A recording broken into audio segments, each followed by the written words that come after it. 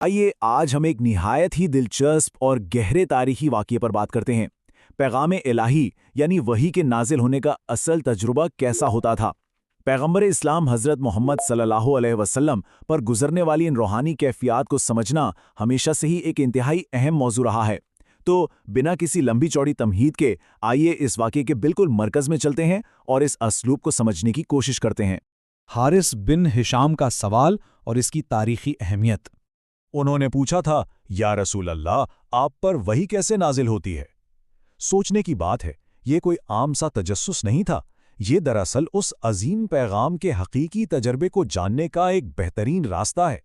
یہ سوال دماغ میں ایک سوچ ابھارتا ہے کہ آخر ایک عام انسانی وجود اور الہی پیغام کے درمیان عملی سطح پر رابطہ کیسے ہوتا تھا؟ جواب میں ہمیں نزول وحی کے دو مختلف طریقے ملتے ہیں۔ آئیے پہلے طریقے کی طرف بڑھتے ہیں جو انتہائی شدید تھا۔ اس پہلے طریقے کو سننے کی حس یعنی آواز کے تجربے سے جوڑا گیا ہے۔ تاریخ بتاتی ہے کہ وحی آتے وقت ایک ایسی آواز محسوس ہوتی تھی جو بالکل کسی گھنٹی کے بجنے جیسی لگتی تھی۔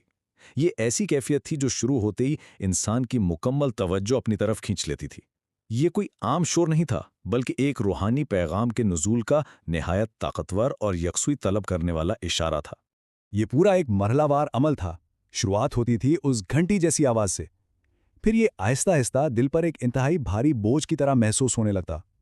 اسے ایک شدید اور مشکل ترین کیفیت قرار دیا گیا ہے۔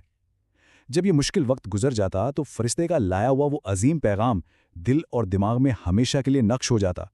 یہ آہستہ اور سنبھل کر ہونے والا عمل خود بتاتا ہے کہ اس روحانی بوجھ کو قبول کرنا کتنا مشکل کام تھا۔ اب آتے ہیں وحی نازل ہونے کے دوسرے طریقے کی طرف۔ یہ طریقہ پہلے والے سے بالکل مختلف تھا۔ یہاں فرشتہ ایک عام انسانی شکل میں آ کر براہ راست گفتگو کرتا تھا، ایک بالکل فطری بات چیت کی طرح۔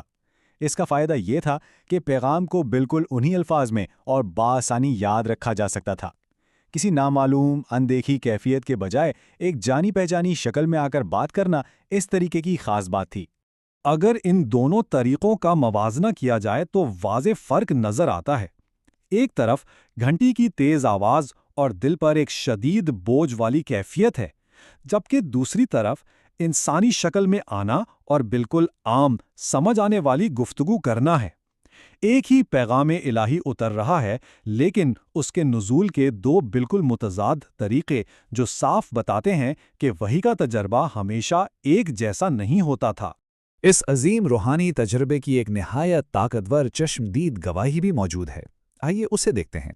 حضرت عائشہ رضی اللہ تعالیٰ عنہا کا بیان اس روحانی تجربے کو بالکل ظاہری حقیقت سے جوڑ دیتا ہے۔ وہ فرماتی ہیں کہ انہوں نے سخت کڑاکے کی سردی میں نبی کریم صلی اللہ علیہ وآلہ وسلم پر وحی نازل ہوتے دیکھی ہے، اور جب وحی کا سلسلہ رکتا تو ان کی پیشانی پسینے سے شرابور ہوتی تھیں۔ یہ گواہی اس عظیم نادیدہ روحانی تجربے کو ہماری اس جسمانی دنیا کے حقائق کے ساتھ بہت خوبصورتی سے ملاتی ہے۔ ذرا اس تباہ و بالا کر دینے والے فرق پر غور کیا جائے۔ ایک طرف ٹھٹھار دینے والی برفیلی سردی اور دوسری طرف پیشانی کا پسینے سے بھیگ جانا۔ جمی ہوئی سردی میں جسم کا اس قدر پسینہ چھوڑنا اس عظیم روحانی بوجھ کی سچائی اور شدت دونوں کو حقیقی شکل میں ظاہر کرتا ہے۔ یہ اس بات کا بہترین ثبوت ہے کہ وحی آنا کوئی معمولی بات نہیں تھی، بلکہ اس میں ایک زبردست جسمانی اور ذہنی قربانی اور مشقت شامل ہوتی تھی۔ جیسا کہ ہمارا یہ تاریخی جائزہ اپنے اختتام کو پہنچتا ہے تو یہ پورا واقعہ گہرائی سے سوچنے پر مجبور کر دیتا ہے۔ آخر انسانی جسم کی عام سی برداشت اور ان عظیم روحانی پیغامات کے اتنے بھاری بوجھ کے درمیان وہ تعلق کیسا رہا ہوگا؟ جب مادی دنیا اور خالص روحانیت آپس میں شدت سے ٹکراتی ہیں تو جسم پر پڑنے والا یہ اثر تاریخ کا ایک انتہائی حیرت انگیز حصہ بن جاتا ہے۔ کیا یہ عظیم تجربہ ہمیں بتاتا نہیں کہ الہی پیغام کو دنیاوی وجود میں ڈھالنے کے لیے کن عظیم آزمائشوں سے گزرنا پڑتا ہے؟